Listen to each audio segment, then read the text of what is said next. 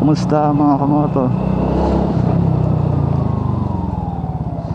Magandang araw. Medyo matagal na rin tayong hindi nakapag-upload. So ngayon pupunta tayo ngayon.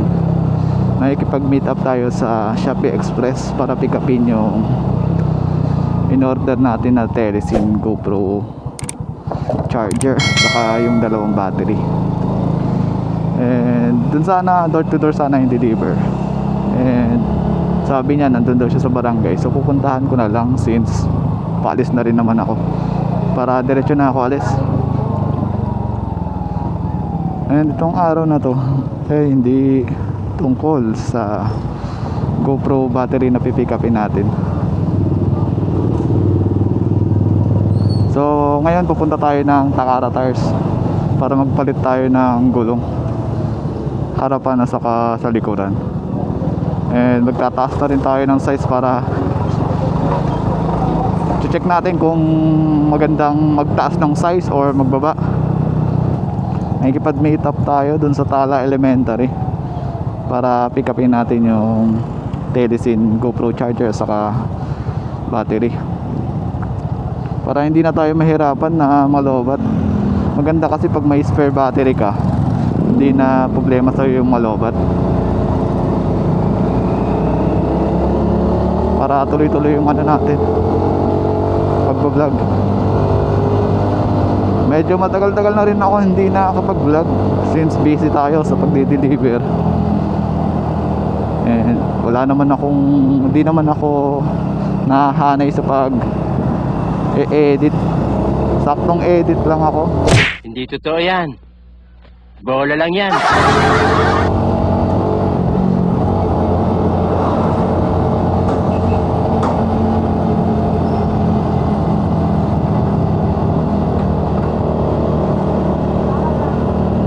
Medyo matagal na yata akong natambay ako to.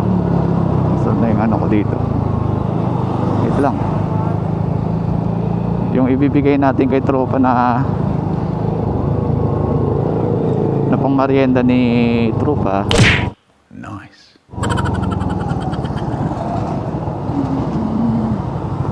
Saan yung 50 pesos ko dito? Nawala. Saan ko nilagay yun? Dito sa kabila. Wala. Dito. Dito. Wala. Ito ba yun? Ito.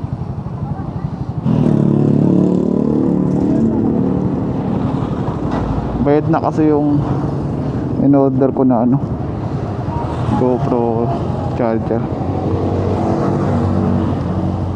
Okay. Alright. Let's go.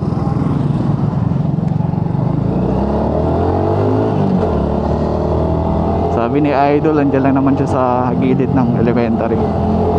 Hanapin natin siya. Gilid.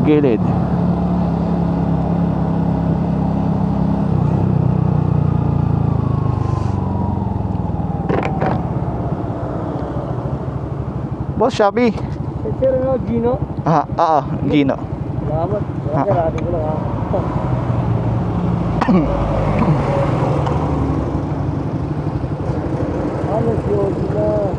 Bayad na siya.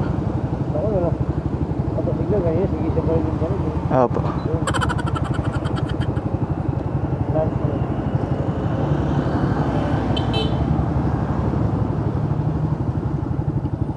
Ito na lang ito, okay lang.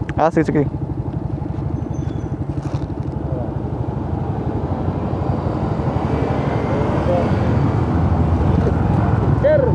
Sir, baka ano mo to? Ano yan? Hindi niya malugar dito? Hindi, house number to. Ha? House number. Kaso lang, ang labo, walang barangay. Kaya, nakaga ko, di pa sumasagot. Hindi, baka ito. Send, ID. Buyer. Kung saan galing yung parking. Oo.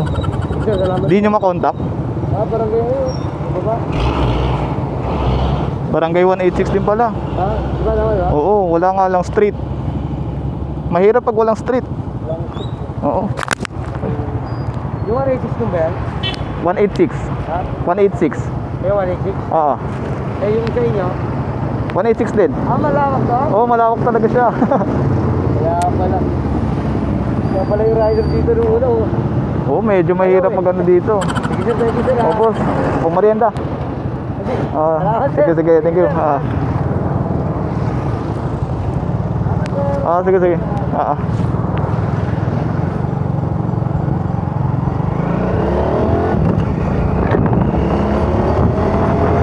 Ayun, na-pick up na natin. Sana all goods naman tong telecine na to. Pag hindi to all goods, mag-comment tayo ng malupit. So ngayon, on the way na tayo ngayon sa Takara. Guys, papalit tayo ng gulong. Pinag-iisipan ko kung dadaan ako ng Commonwealth or Quirino Highway. Since yung punta natin sa Takara, there's 10 dapat pala kung dadaan tayo ng Quirino Highway. Pero yung pinapangamba ko doon is yung traffic sa Quirino Highway. Kasi masikip lang yung daan doon eh. Ano lang, halos 2 way lang siya.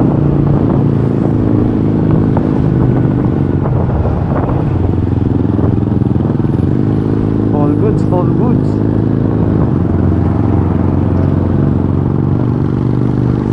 So, balitaan ko kayo mga moto pag malamit na tayo or nasa highway na tayo ng Commonwealth. Kasi napag-desisyon natin na pupunta tayo. Ang daan natin is Commonwealth. So, bye.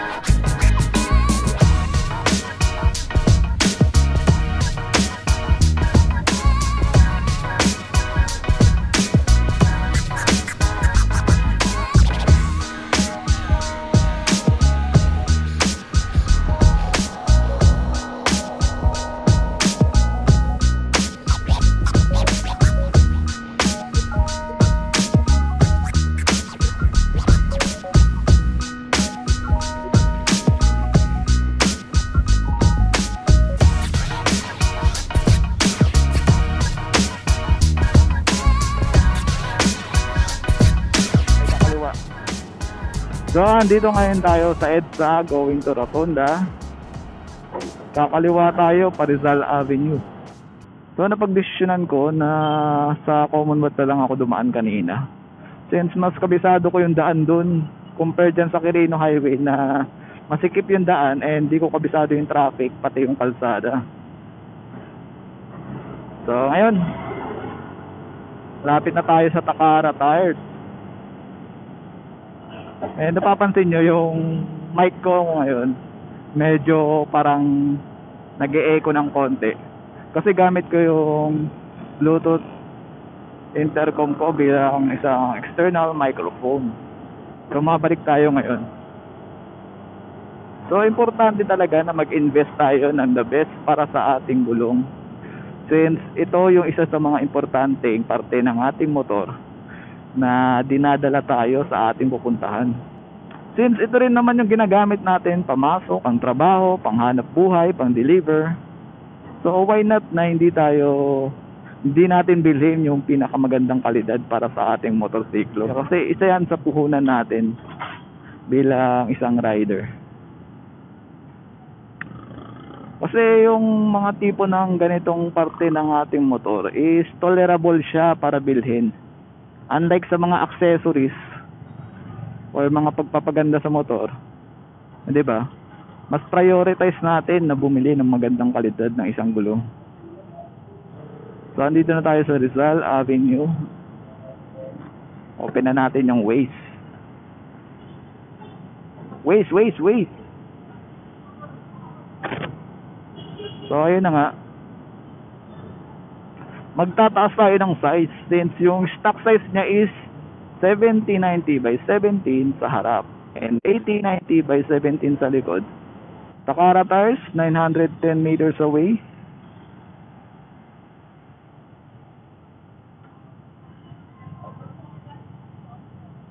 So since magtataas tayo ng size ng ating gulong, eh, isasabay na natin yung tube.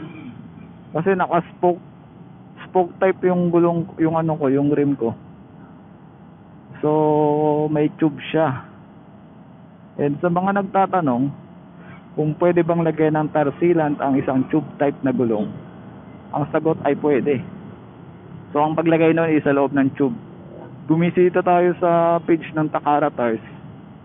And yung nearest landmark daw is Max Restaurant.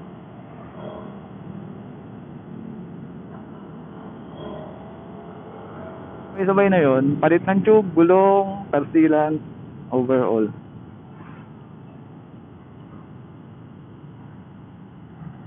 Ayun o. Ayun o, gulong o. Pirede yung napili ko eh. Takara Tires.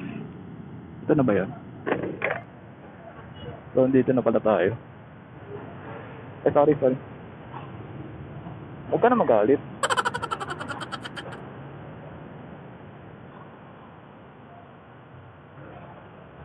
Dito na pala tayo sa Takara Tires. So, ngayon marami pang pila. Mag-aantay siguro tayo.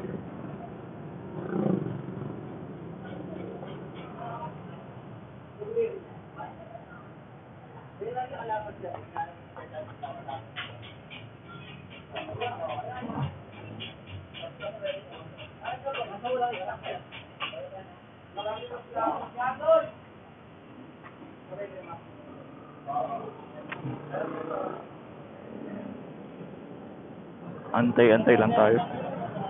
Boss? Sa inyo po daw? Apa? Magpapagawa po ba? Doon na lang po, pagilid na lang po muna ng motor. Doon. Magligo lang po. Marami ba nakapila? May nanghuli po. Marami ba? Okay, 6 eh. May nanghuli pala dito. Sumasakit yung tagiliran ko So update ko na lang kayo. Hindi ko in-expect na nandito na pala tayo. So 340 meters away. 340 meters away pa pala.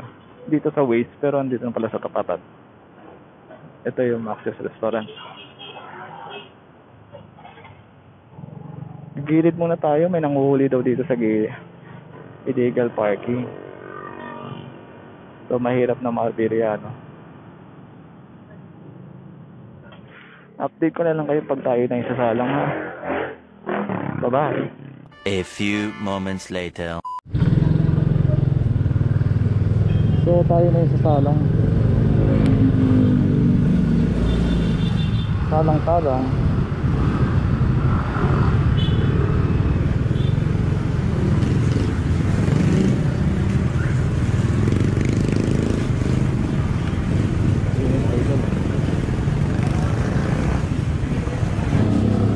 Ikot lang, sir. Ikot lang. Sir, 160.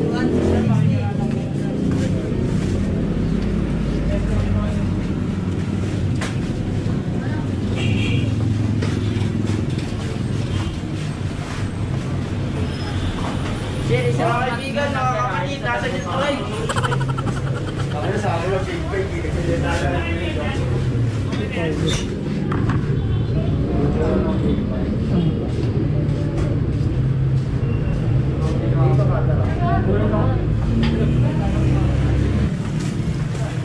Number ka, sir? 22. 20? 2. 22? Oo. Name, address, contact number, sir.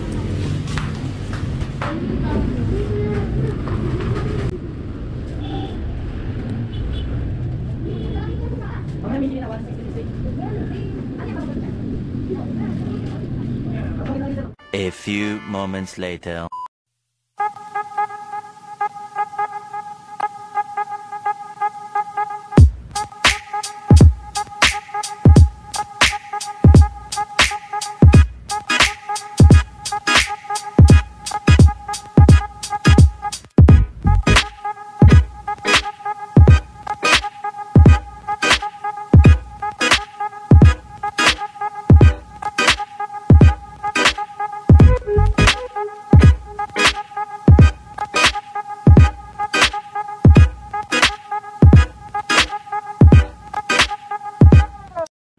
Hours later. Uwi na tayo, mga kamoto. And finally, napalitan na yung gulong natin. So Ang ganda ng servisyo nila doon sa Takara, wala akong masabi. 100% customer satisfaction. Hindi ko na kasi pinalagyan ng ng tarsilan yung tube ko doon. So ako na lang siguro maglalagay kasi nga wala silang binibenta doon na tube or interior para sa gulong ko. Kaya bibili na lang ako, tapos pa-install ko na lang, ako na lang maglalagay ng tarsilan. Ayun, dinala ko, inuwi ko na lang din yung pinagpalitan ng gulong. Kasi sayang din baka magamit pa.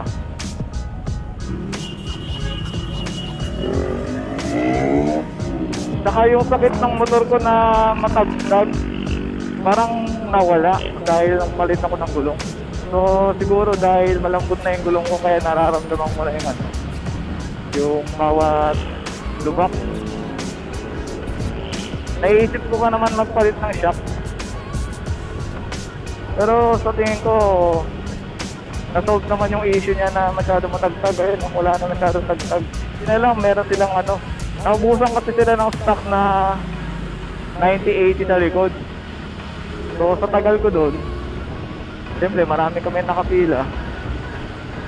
Buti na lang dumating yung stock nila, yung bagong stock nila dumating. So nakakuha tayo ng 90-80. Una sana yung decision ko na magbalik na stock na size na 70-90 at saka 80-90. And buti na lang dumating yung bagong stock nila. So good choice na nagtaas tayo ng size. Ganda ng natin, ganda yung takbo.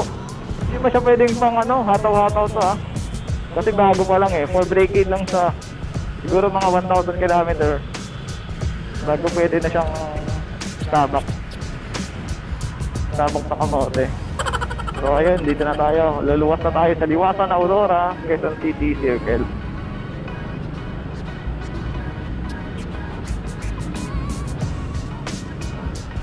So dito ko na lang siguro tatapusin ang vlog. Lobat na ako, yung extra battery ko nandito sa likod, nakatake yung gulong kaya di ko mabuksan yung lock. So dito ko na lang tatapusin ang aking vlog. Maraming salamat sa panonood, sa mga umabot dito. Ride safe, always ride on your comfort zone. Bye bye. Peace.